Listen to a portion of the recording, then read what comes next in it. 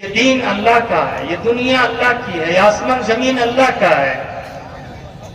آپ نے شیخ ابراہیم صاحب سے سنا مختصر انداز میں بہت جامع باتیں قرآن کے سلسلے میں،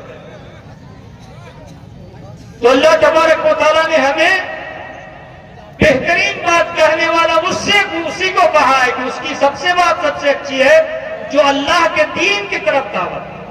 اس سے بہتر کام دنیا میں ہو ہی نہیں سکتا، اور صرف دعوت دینا ہی کام نہیں، وہ شخص دعوت تو دیتا ہے، لوگوں کو تو دین کی طرف بلاتا ہے، اور اس کے ساتھ ساتھ وَعَمِلَ صَالِحًا، وہ نیک عمل کرتا ہے۔ اور نیک عمل کے لیے تو بنیادی شرط ہے دوستو، کوئی بھی آدمی کہے کہ یہ نیک عمل ہے تو وہ نیک عمل نہیں ہو سکتا۔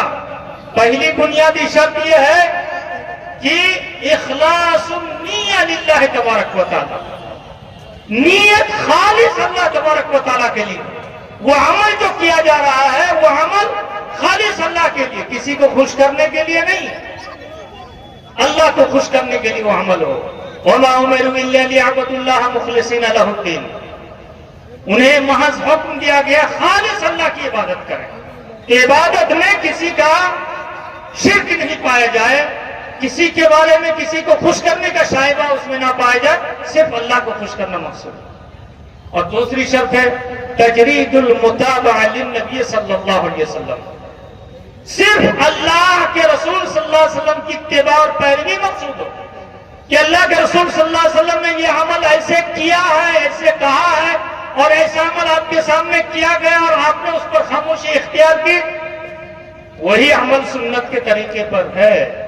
اگر کوئی بھی پیر صاحب یا کوئی بھی بڑے مولوی یا کوئی بھی کچھ بھی کہہ دے تو وہ عمل درست ہو ہی نہیں سکتا، اور اللہ کے رسول صلی اللہ علیہ وسلم کی سنت ثابت ہو جانے کے بعد بہت سارے آدمی ایسا ہیں کہ سنت کو جان لینے کے بعد یہی کہتے ہیں کہ کتے بڑی نجی کتن کرے کربو، پیچھے بھاگتے ہیں یا اس کی مخالفت کرتے ہیں، ان کو سمجھ میں نہیں آتی ہے تو اس سنت کی مخالفت کرنے لگتے ہیں۔ تو ایسے لوگوں کے بارے میں اللہ نے کیا فرمایا؟ وَمَن يُشَاقِقِ الرَّسُولَ مِن بَعْدِ مَا تَبَيَّنَ لَهُ الْهُدَىٰ وَيَتَّبِعْ غَيْرَ سَبِيلِ الْمُؤْمِنِينَ نُوَلِّهِ مَا تَوَلَّىٰ وَنُصْلِهِ جَهَنَّمَ وَسَاءَتْ مَصِيرًا۔ ہاں، جو اللہ کے رسول کی مخالفت کرتا ہے، ہدایت واضح ہو جانے کے بعد صحابہ کرام کے راستہ کی مخالفت کرتا ہے، دوسرے کے راستے پہ چلنے لگتا ہے، نُوَلِّهِ مَا تَوَلَّىٰ، جس راستے پہ وہ چلنے لگتا ہے ہم اسی کے حوالے کر دیتے ہیں، اور اس کا ٹھکانہ کیا؟ وَنُصْلِهِ جَهَنَّمَ، ایسے آدمی کو ہم جہنم میں ڈال دیں گے، وَسَاءَتْ مَصِيرًا، اور بدترین ٹھکانہ۔ لہذا دوستو، سنت کی مخالفت کرنا بہت خطرناک عمل ہے، اور سنت کی مخالفت لوگ جان بوجھ کر کرتے ہیں۔ اگر ہم گنانا شروع کریں گے کہ سنت کی مخالفتیں کتنی ہو رہی ہیں، کہاں کہاں ہو رہی ہیں، تو پوری رات گزر جائے گی ہمارے سماج میں سنت کی مخالفتیں۔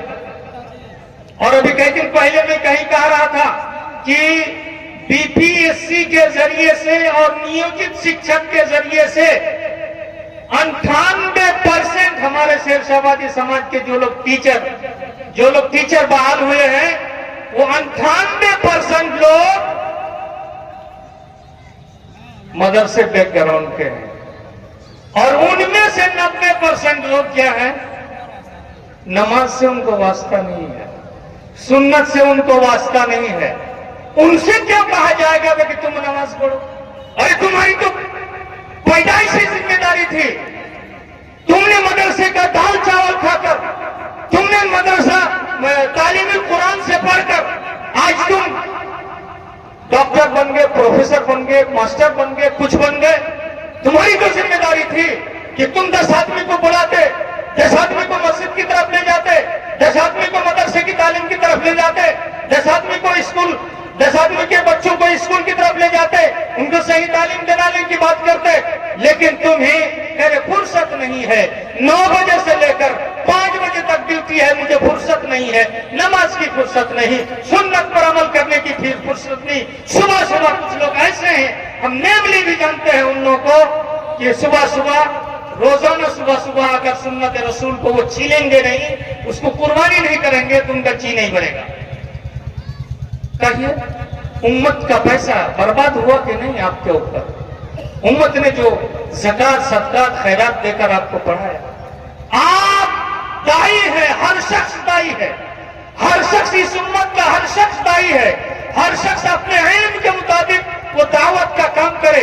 نبی کریم صلی اللہ علیہ وسلم نے فرمایا تھا بلغوا عنی ولو آیہ، میری جانب سے ایک آیت کا مضبوط علم آپ کے پاس ہے تو دوسرے تک پہنچائیے. آپ نے تو فضیلت تک کی تعلیم حاصل کر لی اور آخر میں جا کر آپ B.Ed کر لیے. 2 سال میں آپ کی تعلیم میں اضافہ ہوا کہ آپ B.Ed کر لیے. سب کچھ پھینک کر چلے گئے، مدرسے کی ساری پہچان آپ پھینک دی، آپ نے جا کر وہاں کی ساری چیزوں کو اختیار کر لیا. لہذا دوستو، ایسے لوگ جو میری بات کو سن رہے ہیں ان سے گزارش ہے کہ آپ اپنے شکل و صورت میں، اپنے عمل و کردار میں بدلاؤ لائیے. آپ کو نیک عمل کرنے کے لیے کہا گیا ہے اور یہ بھی کہا گیا ہے کہ وَإِنَّنِي مِنَ الْمُسْلِمِينَ، کہ ہم مسلمانوں میں سے، ہم مسلمان ہیں. مسلمان ہیں آپ. ہندوستان کی سرزمین اور خاص طور سے سیمانچل میں کوئی آدمی ایسا نہیں ہے جو آپ کو نماز سے روکے گا. آپ اسکول میں ہیں، آفس میں پڑھ لیجیے نماز، آپ کو کوئی نہیں بگاڑے گا، کوئی نہیں کہے گا. آپ کلاس میں ہیں، کلاس سے نکلیے، ٹائم ہو گیا، 5 منٹ میں نماز پڑھ کے آتا ہوں، 10 منٹ میں نماز پڑھ کے آتا ہوں. بچے بھی کچھ نہیں کہیں گے اور آپ کا کوئی انسپیکٹر بھی کچھ نہیں کہے گا. یہ سارا معاملہ آپ کا ہے کہ آپ کس قدر اپنے آپ کو دین کا پابند بناتے ہیں. اور یہی دین سیکھنے کے لیے اللہ کے رسول صلی اللہ علیہ وسلم نے آپ کو خوشخبری دی تھی. مسلم کی ایک حدیث پڑھا تھا لیکن پوری حدیث